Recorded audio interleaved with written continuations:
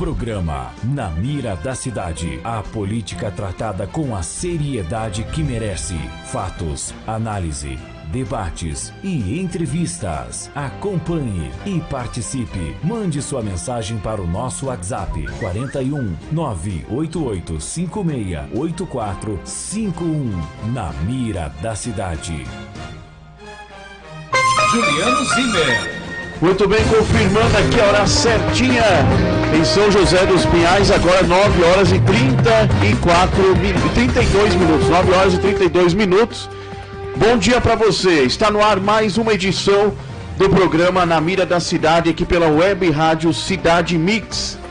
Agradeço desde já a sua audiência. E você que está ligado conosco aí já pode começar a acompanhar nosso programa pelas redes sociais, né? Pelo Facebook, nosso canal no site da Web Rádio Cidade Mix. E aonde você estiver, receba o meu bom dia. Hoje é 25 de agosto de 2020.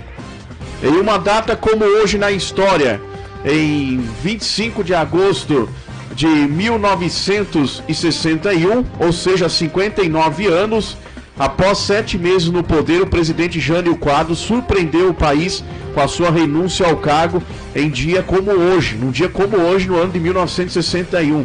O ato pegou de surpresa toda a nação brasileira. Então você que... A câmera está um pouquinho cortando aqui a imagem, o Manolo já vai dar um jeitinho aí, né?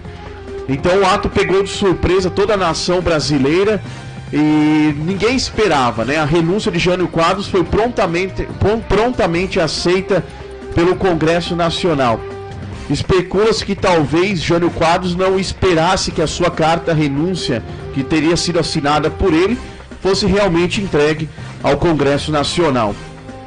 Jânio Quadros alegou que a pressão das forças terríveis o obrigava a renunciar ao cargo, mas ele não falou mais quais eram essas forças e por que elas existiam. E com a saída de Jânio Quadros, teve-se início a uma grande crise econômica e política no Brasil, já que os ministros militares vetavam o nome do vice de Jânio Quadros, que por direito assumiria o cargo, João Goulart. Assim, o poder ficou provisoriamente na mão do Ranieri Mazzilli, presidente da Câmara Federal, enquanto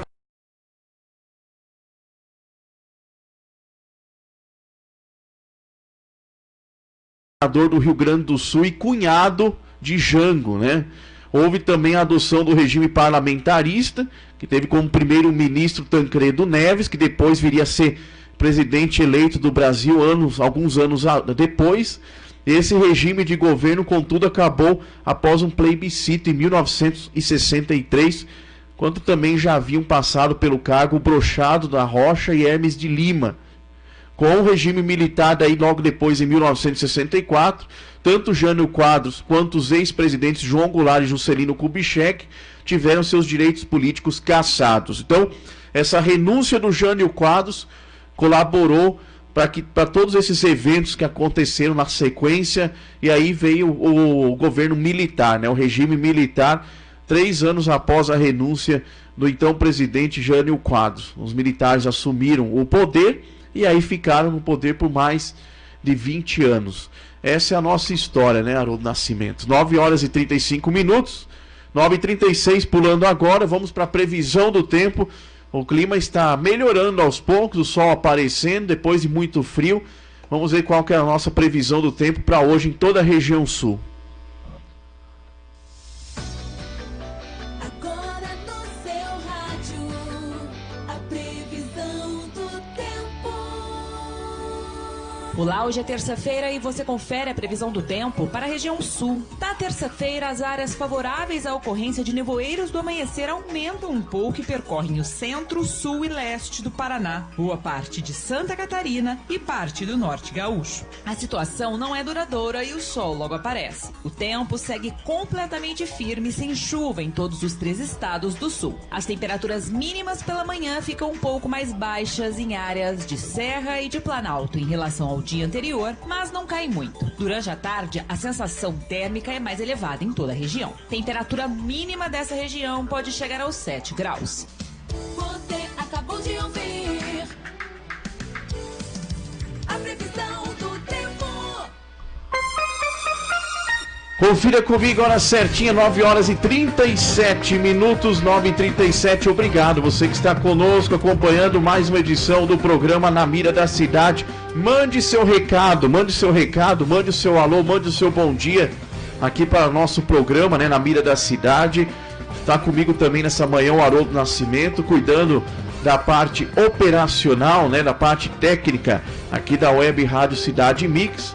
E vamos trazendo as informações aqui, vamos debatendo tudo que acontece, tudo que já aconteceu na política, tudo que está prestes a acontecer, e que está virando notícia por todo o Brasil. Então vamos lá, primeira notícia do dia, né? 9 horas e 37 minutos, 9h37, durante um debate promovido pelo canal YouTube TV Democracia, o ex-presidente Lula pediu desculpas para a nação brasileira por ter defendido o terrorista e assassino e bandido Cesare Battisti. Ele disse o seguinte, abre aspas, nós cometemos esse erro e devemos desculpas, não tenho dúvida nenhuma, começou o presidente, que em seguida fantasiou-se de vítima dos seus maus ministros e conselheiros.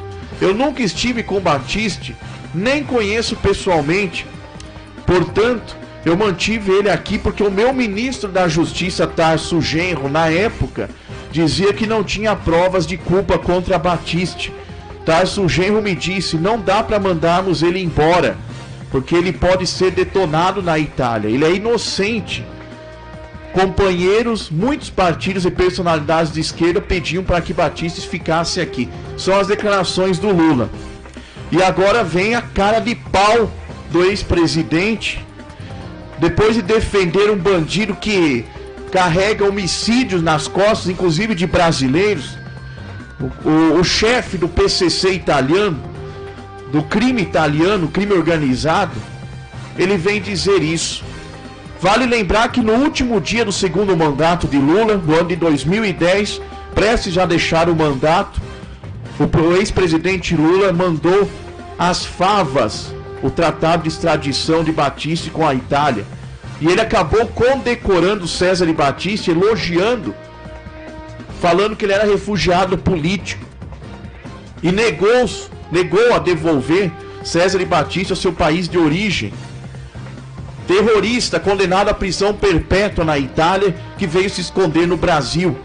E teve o aval e a proteção do presidente, o então presidente brasileiro, Luiz Inácio Lula da Silva. Ele teve decretado sua prisão perpétua por ter matado 4 pessoas, e mesmo dizendo ser inocente. Consumada essa patifaria que manteve em liberdade um dos bandidos mais perigosos da Itália, o ministro da Justiça, Tarso Genro, apoiou a estadia desse marginal aqui no Brasil. E Lula agora pensa que é fácil passar uma borracha e esquecer. Em dezembro de 2018, Lula não comentou um decreto assinado pelo então presidente Michel Temer, que autorizou a extradição de Cesare Battisti. No mês seguinte, ele manteve-se calado ao saber que esse criminoso, perigoso, foragido, foi capturado na Bolívia e despachado lá para Roma, despachado para sua terra natal, para a Itália, para o seu país natal.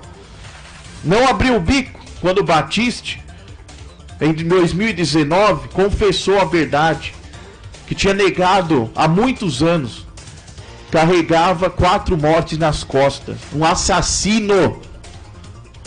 Participara como comandante de 2 assaltos, um como mandante e o outro como pistoleiro. Um assassinato, e um dos assaltos ele foi mandante, no outro ele foi o pistoleiro que assaltou estabelecimentos comerciais na Itália. Lula acreditou em Tarso Genro, ministro da Justiça, do seu governo entre 2007 e 2010, ficou 3 anos defendendo o bandido. Acreditou em Cesare Battisti, pareceu um bom rapaz aos olhos de Lula, né? Um homem de confiança. Muitos jornalistas entrevistaram o Adriano Sabadin, filho do empresário italiano Lino Sabadin, que foi um dos alvos do grupo armado de Cesare Battisti.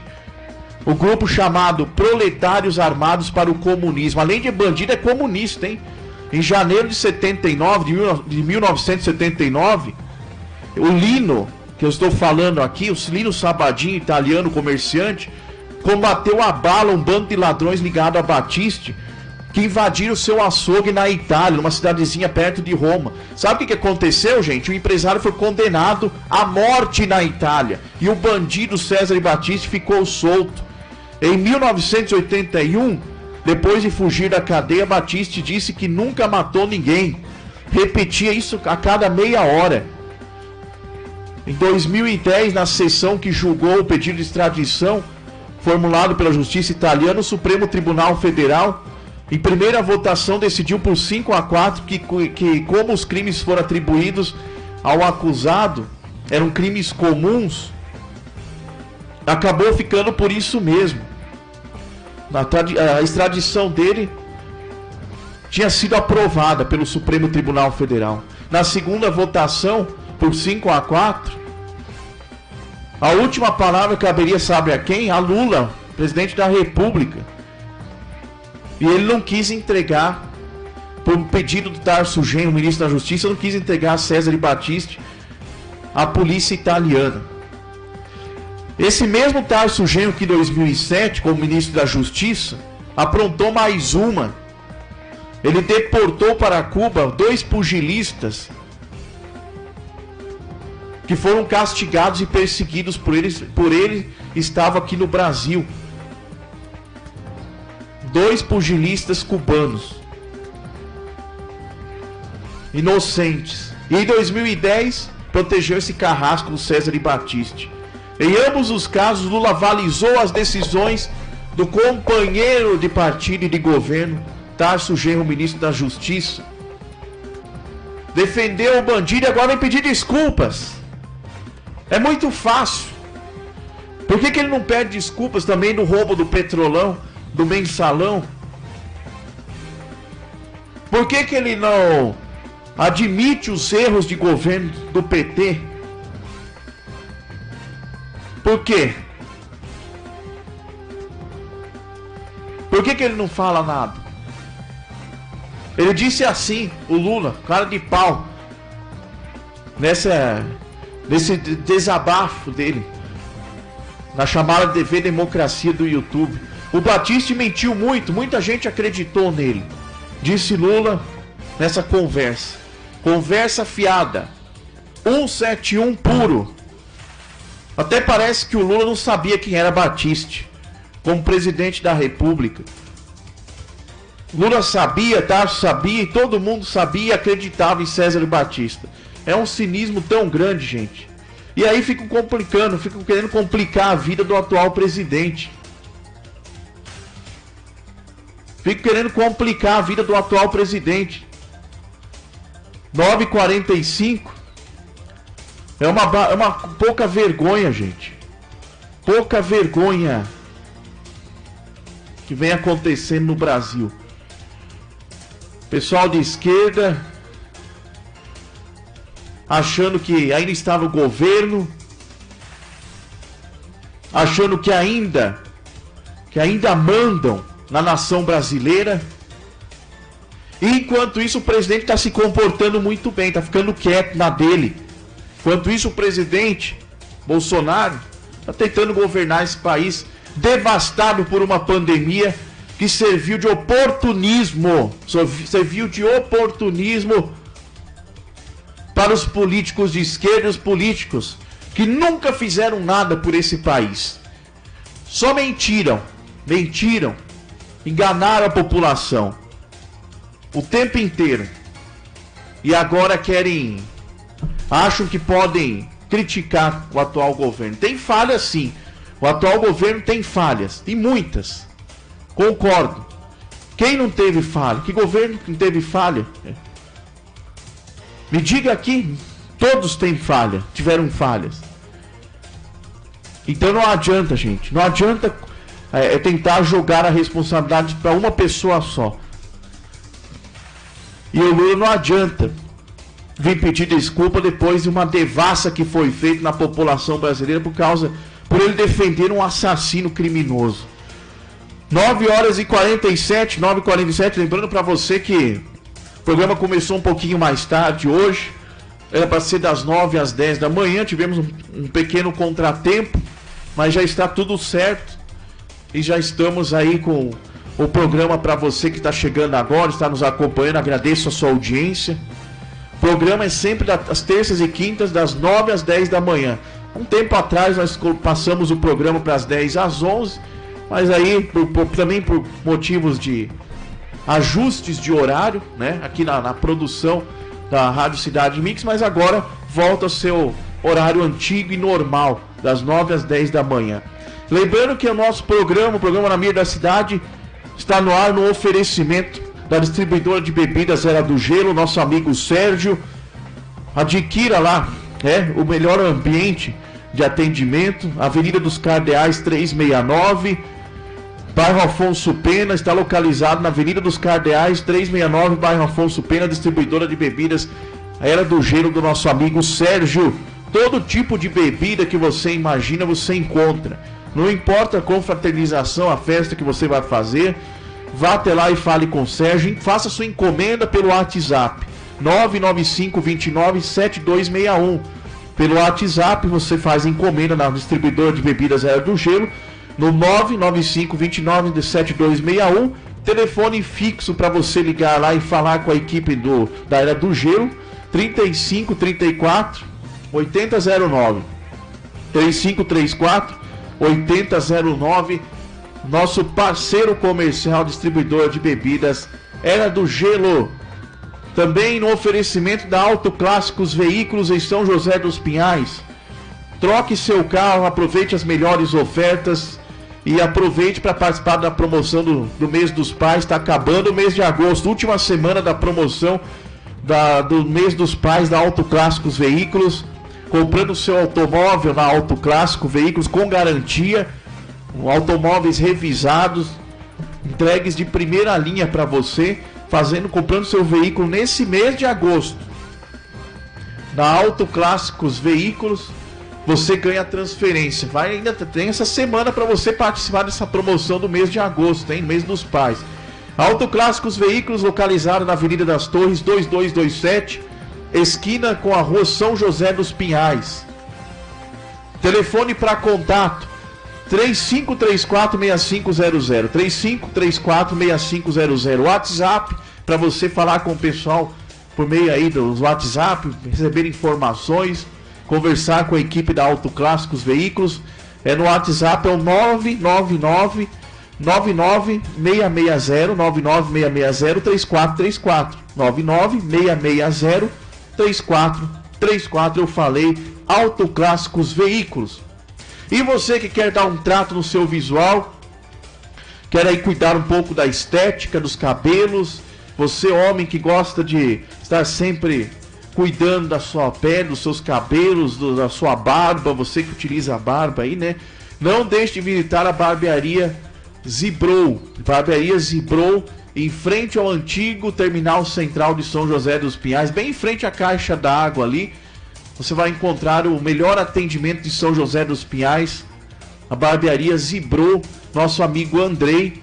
Vá até lá e aproveite para dar aí, você vai cortar o cabelo, vai dar uma paradinha na barba, ou você que vai fazer aí, raspar a barba também, né? Fazer que ter todo aquele cuidado com a aparência.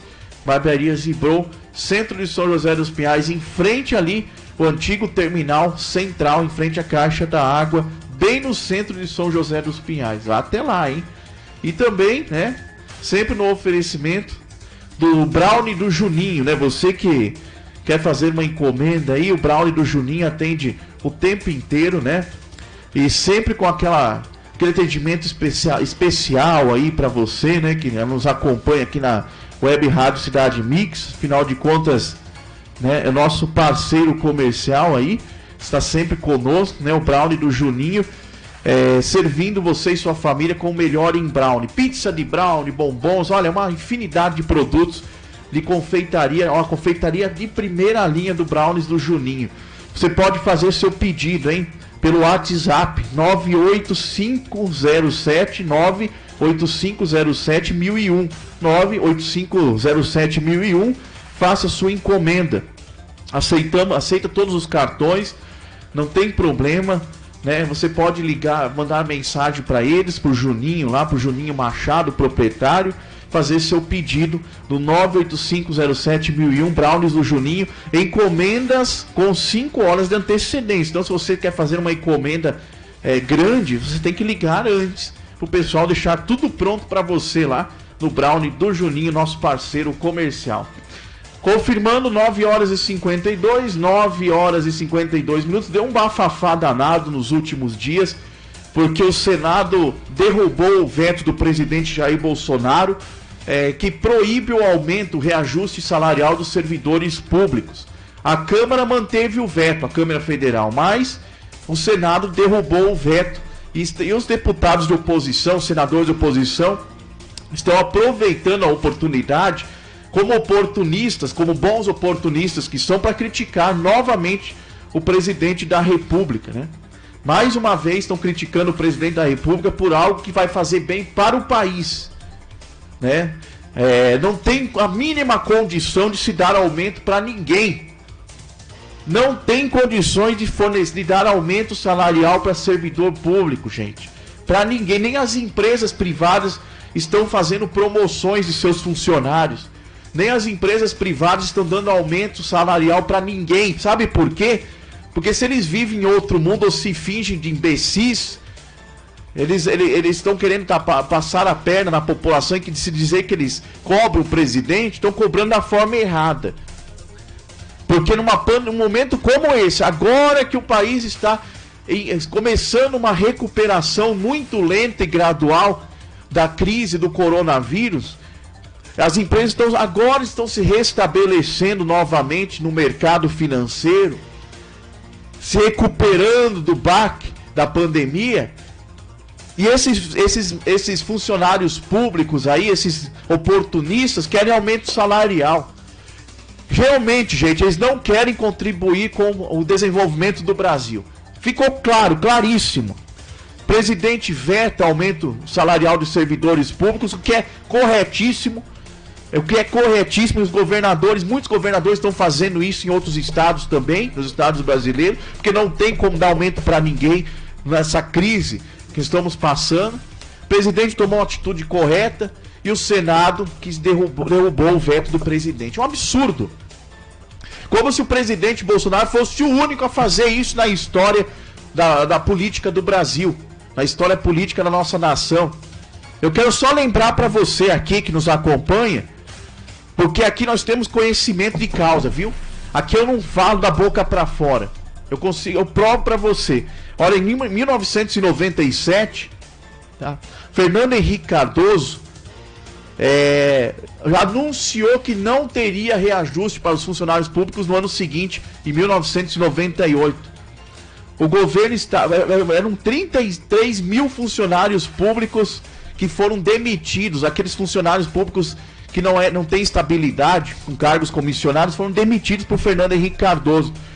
Foi muito além do que o Bolsonaro fez. Bolsonaro só vetou um aumento salarial. O Fernando Henrique, além de não dar aumento em 97, ele demitiu vários funcionários públicos. Ele disse que ele disse na época que os aumentos que ele tinha dado para o funcionalismo público meses anteriores tinham variado de 10% a 150%. Olha que absurdo.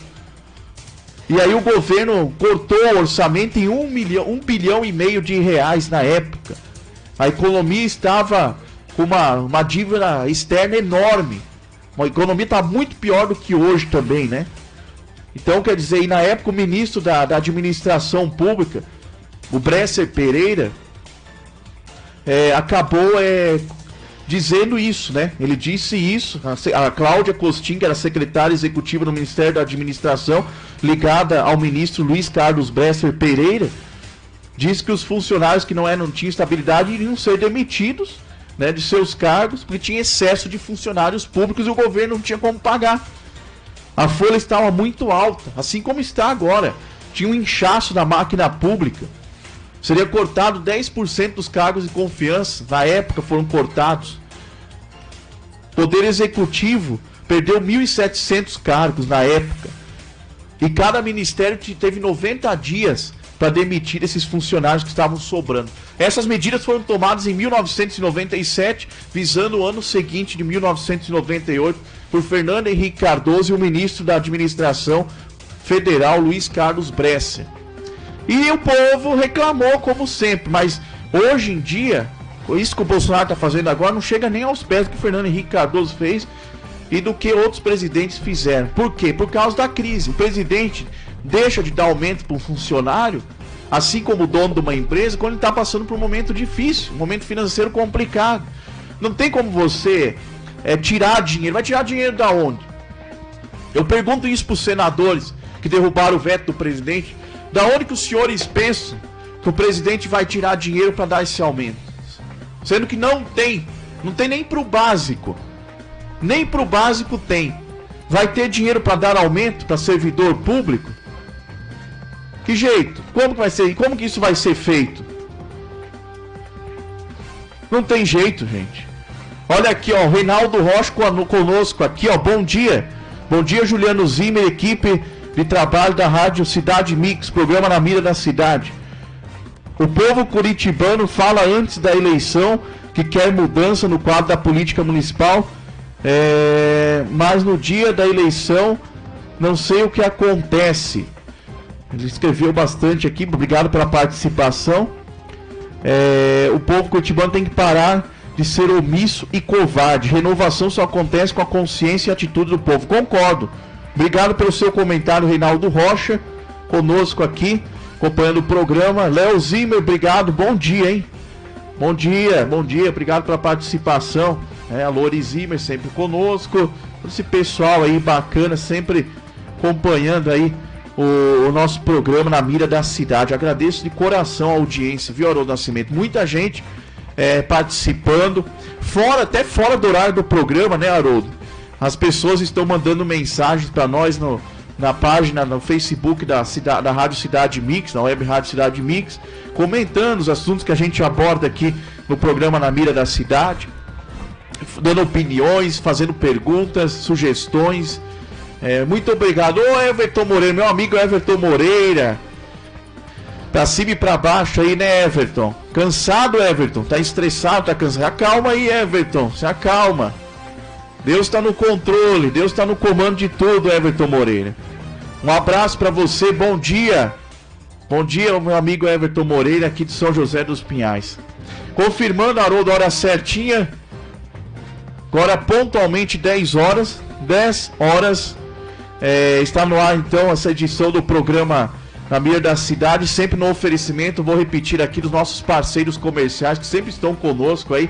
Distribuidor de bebidas Era do Gelo, atende você no horário comercial, na Avenida dos Cardeais 369, bairro Afonso Pena, São José dos Pinhais, em nome também da Auto Clássicos Veículos de São José dos Pinhais, fica ali na Avenida das Torres 2227, esquina com a Rua São José dos Pinhais. Barbearia Zipro, centro de São José dos Pinhais, em frente ao antigo terminal central da Caixa da Água.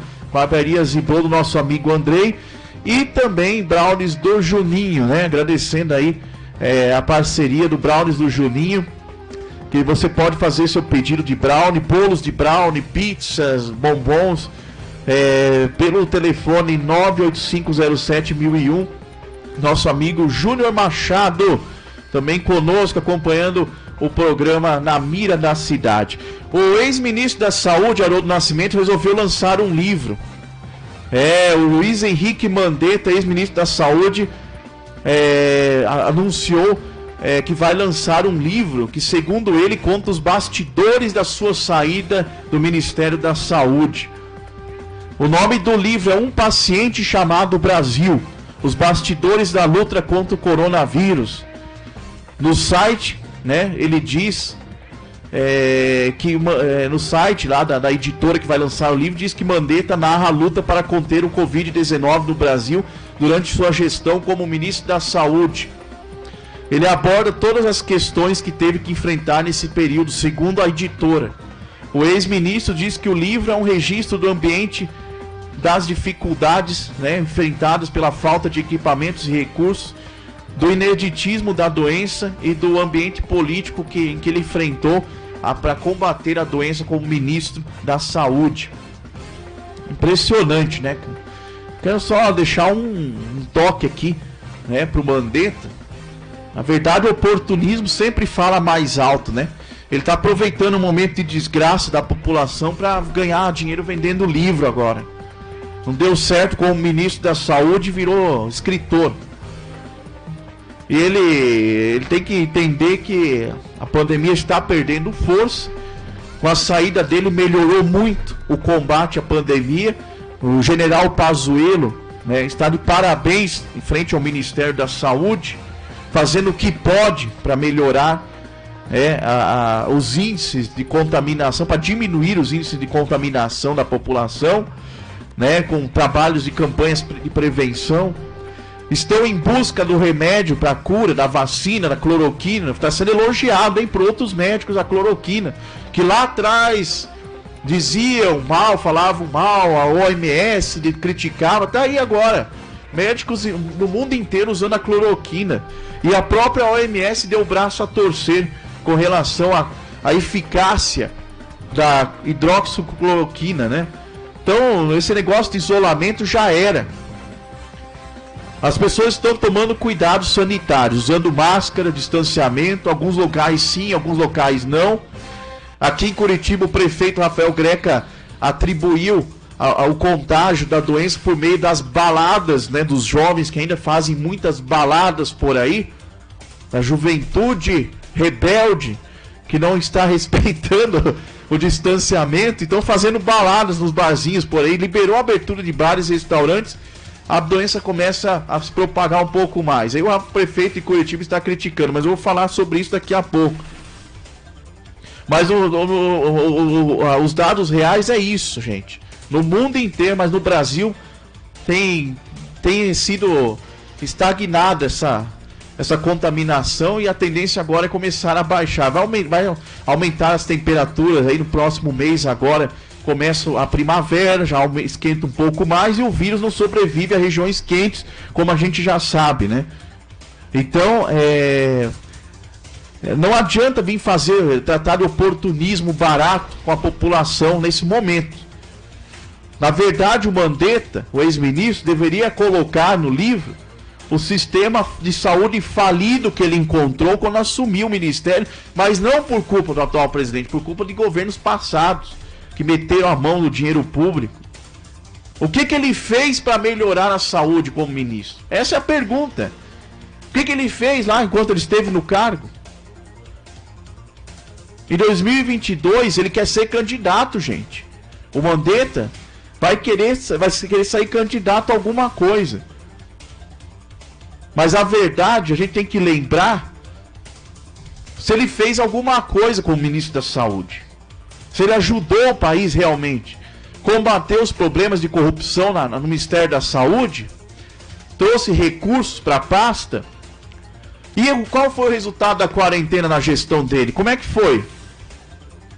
Com a abertura da economia, o Brasil começou a melhorar sua crise financeira e sanitária. Mas na gestão dele, o que foi feito?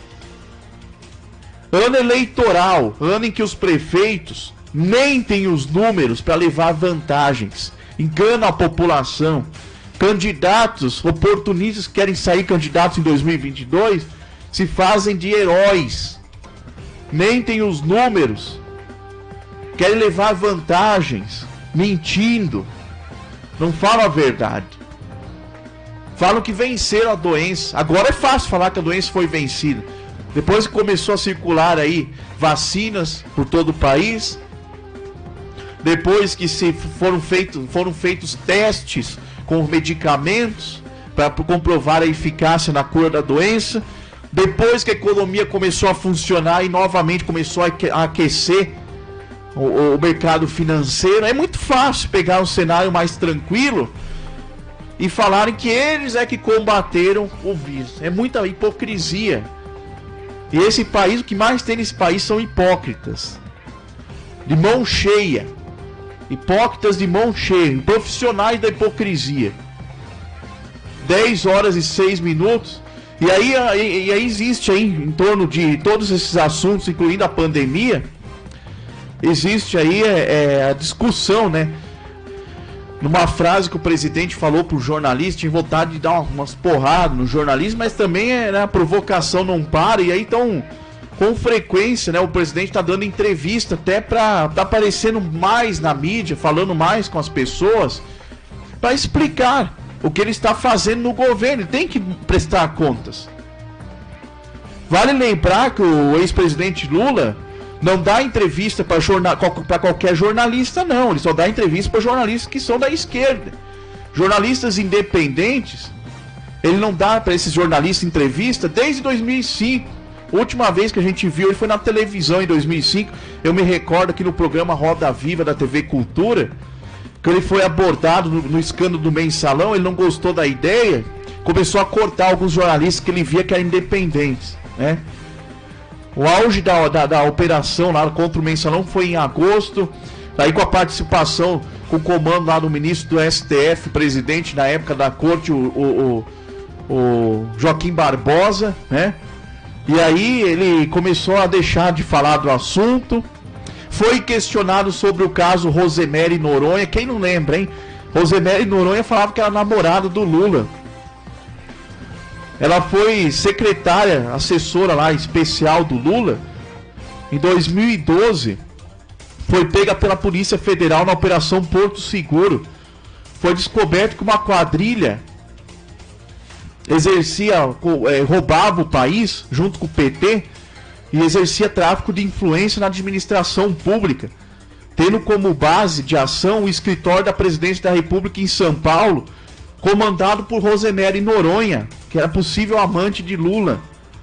Ela criou esse escritório, o Lula criou esse escritório e nomeou a chefe para esse tipo de coisa, para atender os homens bacanas da corrupção, fazer esquemas, tramóias políticas.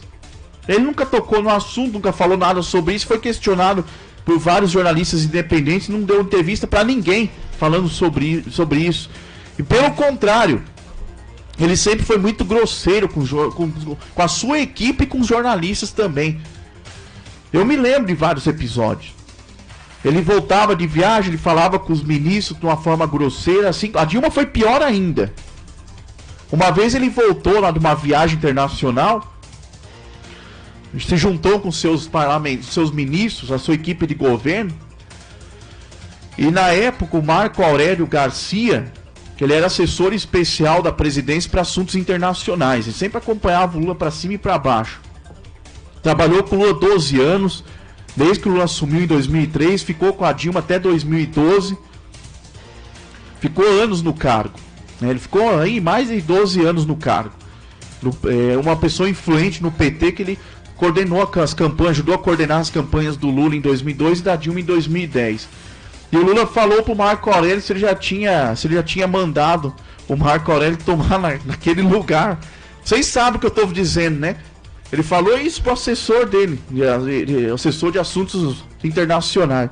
Mandou o cara para aquele lugar, né? Então, quer dizer, isso é uma linguagem que um presidente deve utilizar. Daí falam do atual presidente, que ele fala muitas coisas bobagem, fala mesmo. Eu sou contra, né, ele falar bobagem dessa natureza. Eu acho que não deveria falar isso. Mas o Lula não foi diferente não, gente. O Lula foi da mesma forma. Ele chama o atual presidente disso, daquilo, genocida, fascista. Quer dizer... E o Lula não dava entrevista pra ninguém. Pelo contrário, o Lula quis controlar a mídia. Ele criou o tal do controle social da mídia em 2010. Sabe pra quê? Pra controlar o que os jornais publicavam. Todo dia tinha um conselho que avaliava no governo Lula o que os jornalistas estavam publicando nos seus jornais, o que eles falavam, se era a favor ou contra o governo. Então... isso aí é bobagem falar esse tipo de coisa. Notícia chegando, mais informações aqui na Mira da Cidade, 10 horas e 11 minutos.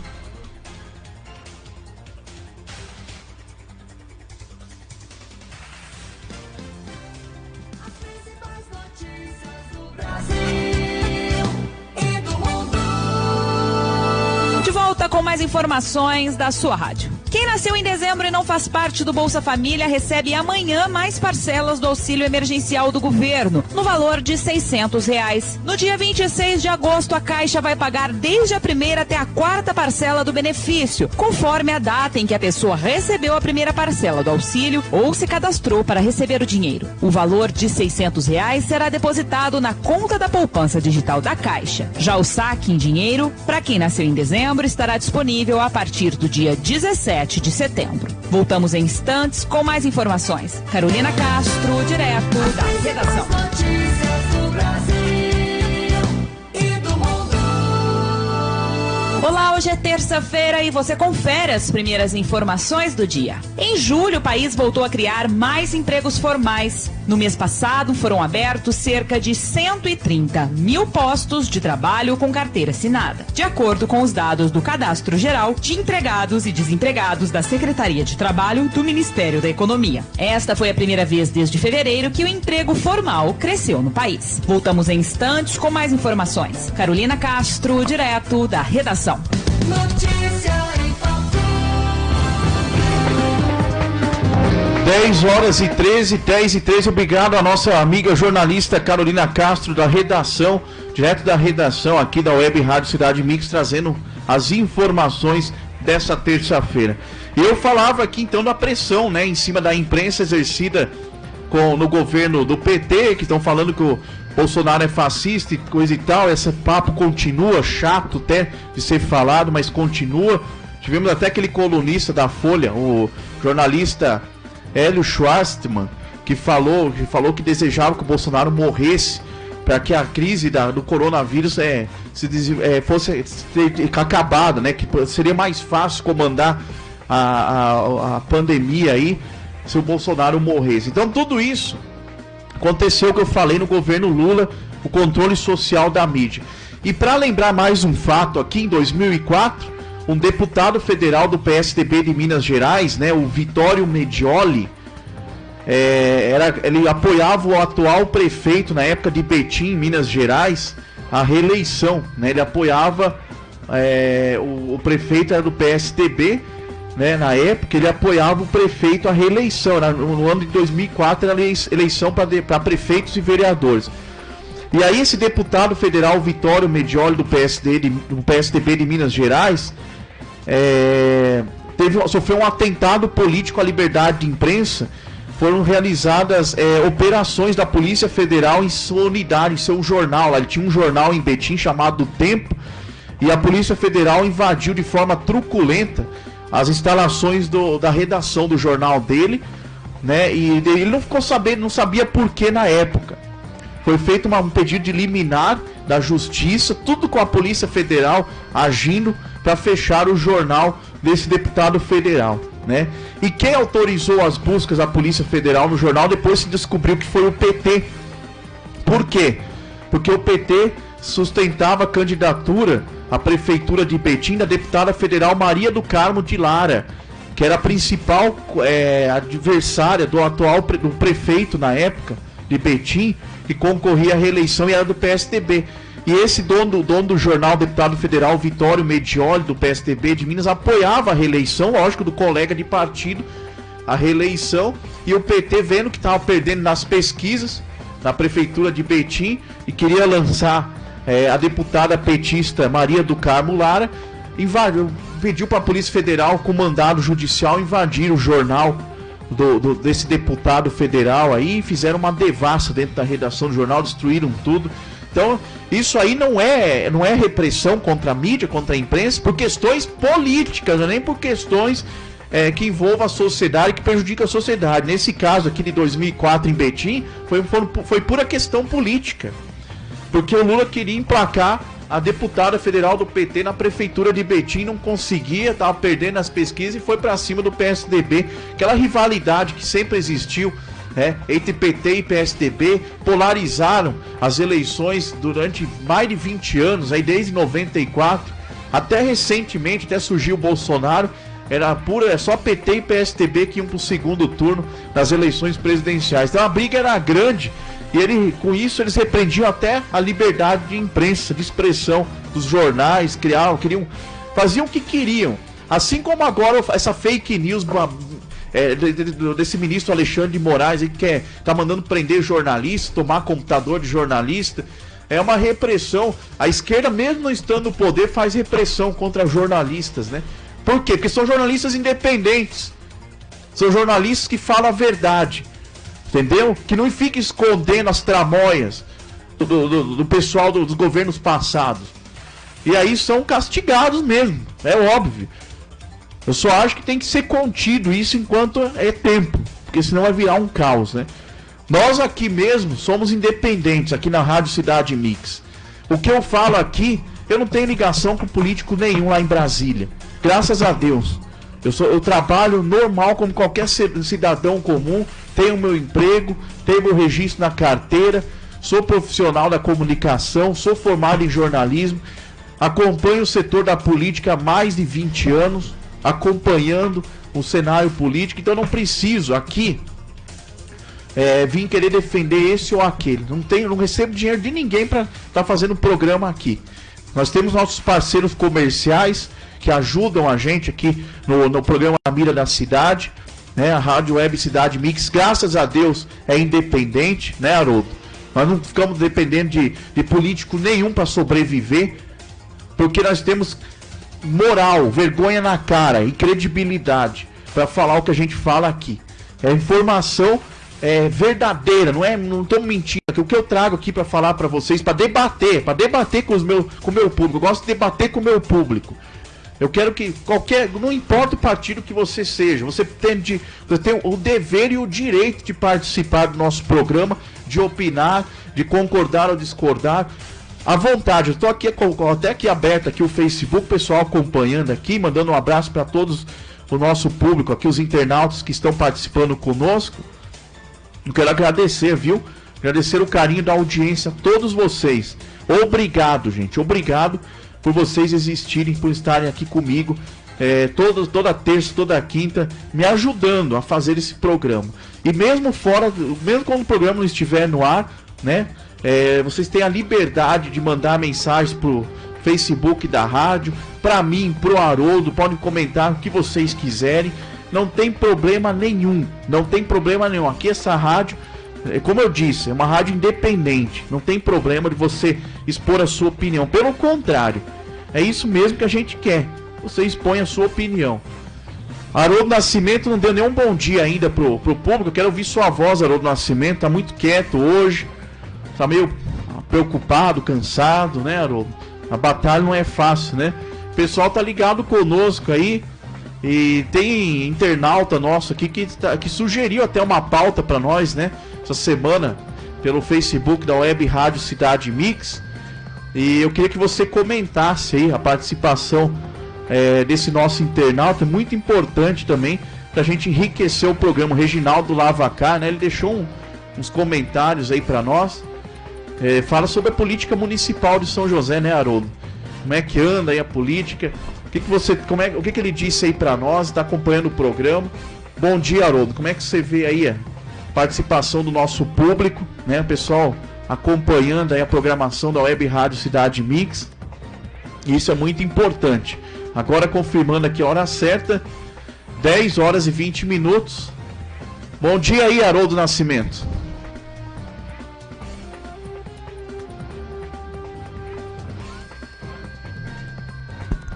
Muito bom dia, Juliano Zimmer, muito bom dia, amigos internautas, amigos que estão conosco, navegam através das nossas páginas do Facebook e também através do www.radiocidademix.com.br.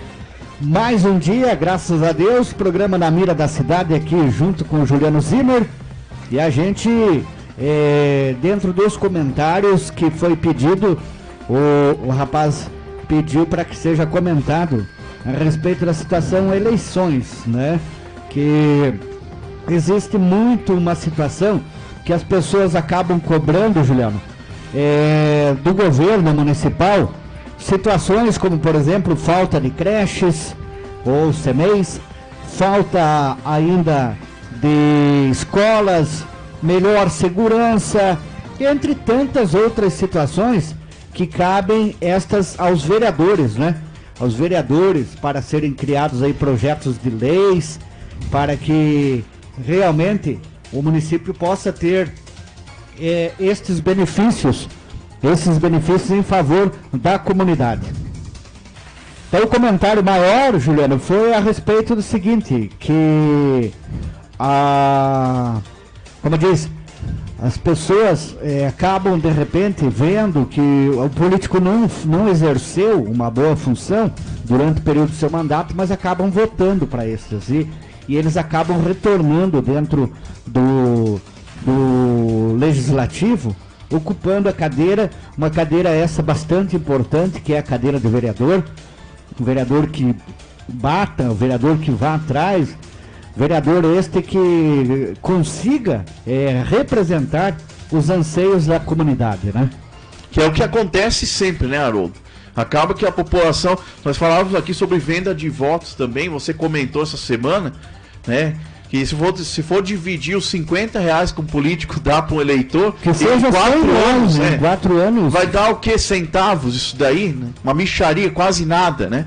E as pessoas continuam vendendo o voto ainda. Em muitas situações, né? Em muitas situações acontece, não são todas as situações também, mas existem situações, e estas são conhecidas de todo mundo, e não é só em São José dos Pinhais, é em toda parte, onde a condição, de repente, financeira prevalece com a capacidade, de repente, da pessoa fazer aí, digamos, uma boa representatividade das comunidades do nosso município de São José dos Pinhais. Infelizmente, falando, ainda que o que manda muito é o dinheiro nestas situações, em que deveria estar mandando a competência, principalmente, né? A competência e projetos, né? Como se diz, projetos que incluam a sociedade. Porque a gente vê que muitos projetos são muito vazios, não vão trazer benefício nenhum para a sociedade, então não existe uma plataforma de governo. Muito menos, o prefeito não tem isso e muito menos vereador. Você não vê o vereador com um projeto para modernizar a cidade, a questão da locomoção do trânsito, né? A questão das calçadas, ruas, prédios, a questão predial, paisagismo, enfim, recursos, né, que ele possa trazer como vereador e cobrar do prefeito, né, a questão da mobilidade urbana, transporte público, a saúde, a questão da saúde pública. Eu não vejo vereadores apresentando projetos em nenhuma dessas áreas. Existem bastante indicações, as indicações existem, né? E aí um dos fatores seria a questão verba, que sempre está em situação, digamos, escassa, a questão da verba, não tem verba, então muitas dessas situações discutidas também. Porém, o vereador esquece que ele foi eleito pelo povo e tem a força do povo, né? Ele tem que estar nas suas comunidades, comentando com a comunidade, para que a comunidade tenha conhecimento de que a parte dele ele está fazendo. Ele está indo nas comunidades, está vendo as situações, ele está levando para o executivo, está batendo, não acontece, não sai, volta para a comunidade, convoca quem puder da comunidade, né, a estar junto nos anseios, nas necessidades, e para fazer valer. Se tem 10 obras, que aconteçam pelo menos 3, mas não... Cobrar, né? Cobrar, né? Não, de repente, não acontecer nenhuma obra, ou obras que não são significativas, porque nome de rua, tapa-buraco, que mais? Tem vários... Títulos de cidadão honorário, que é o que mais tem em Curitiba, até o recorde. Título de cidadão honorário, tantas outras situações que ocupam, por exemplo, existem as secretarias competentes para a troca de iluminação pública, né? Precisa o vereador passar... Não, o vereador, claro, teria que ser a pessoa para acompanhar se o gasto que foi feito em lâmpadas condiz com a realidade, não existam superfaturamentos ou outras situações. Mas não seria da competência, porque ocupa um tempo muito precioso do vereador, sabia? Ocupa um tempo muito precioso no vereador você ficar fazendo indicação para trocar lâmpadas de postes de rua. Isso é a prefeitura que tem que ter gente na rua vendo isso. Isso teria que ser direito de fazer, né? Entra na comunidade, o cidadão, ele está mandando lá para as secretarias a necessidade, podas de árvores, boca de lobo, que chama os bueiros. Antipó, que o pessoal cobra muito aí nas regiões mais distantes, né? Agora, Haroldo, um detalhe importante, é bom para a gente explicar aqui para os nossos internautas. Qual é o papel do legislador? É fiscalizar o executivo e criar propostas para melhorar o trabalho do executivo perante a sociedade. O vereador, gente, ele não constrói rua. O vereador não constrói escola. O vereador, ele faz um projeto. O que é um projeto? Um pré-projeto. É um texto que explica o que precisa ser feito e qual é a ideia do vereador em cima dessa proposta. Aí todos os vereadores vão votar nesse projeto e se a maioria decidir que esse projeto tem que ser colocado em prática, vai para a prefeitura ainda. Aí o prefeito tem que aprovar. Ver se tem verba para isso. Ver se tem verba, se aprova ou não o projeto, para depois se tornar uma realidade, o projeto ser colocado em prática. Mas o que acontece? No meio do caminho, pode ser que passe na Câmara, mas o prefeito veta, por vários motivos. Sem dinheiro, como você falou, não tem verba, ou não é um projeto viável para aquela cidade. Ou para aquele momento também não é tão necessário, tem outras prioridades. Então, gente, as pessoas têm que entender, elas votam no vereador, Haroldo, achando que o vereador é que faz tudo isso. Por que o prefeito, o governador e o presidente exercem o poder executivo? Executivo é quem executa. Quem faz. Legislativo, o que é legislar? Administrar, fiscalizar. A gente, antes de mais nada, antes do eleitor votar em alguém, ele precisa saber a diferença, Haroldo. Existe uma carência grande, teórica, sobre a política brasileira. O sistema político brasileiro não é ensinado nas escolas. Eu acho um absurdo uma criança de 10 anos de idade, 10, 11, 12 anos de idade, não aprender nada na escola sobre como funciona o poder político brasileiro. Ela cresce um cidadão ignorante. Sem conhecimento. E são esses cidadãos que vão escolher os representantes lá na frente. As crianças de hoje vão ser responsáveis pelo Brasil de amanhã.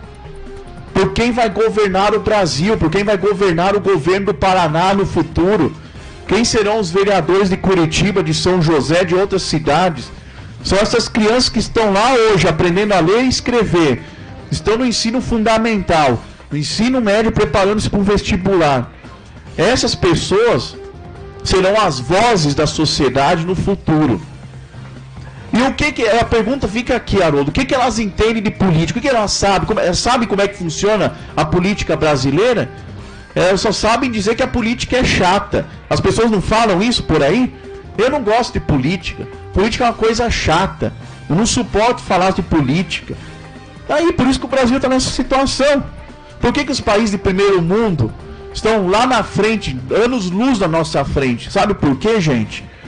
Porque desde cedo, para começar em casa, os pais ensinam os filhos sobre a política, a constituição do país, as leis.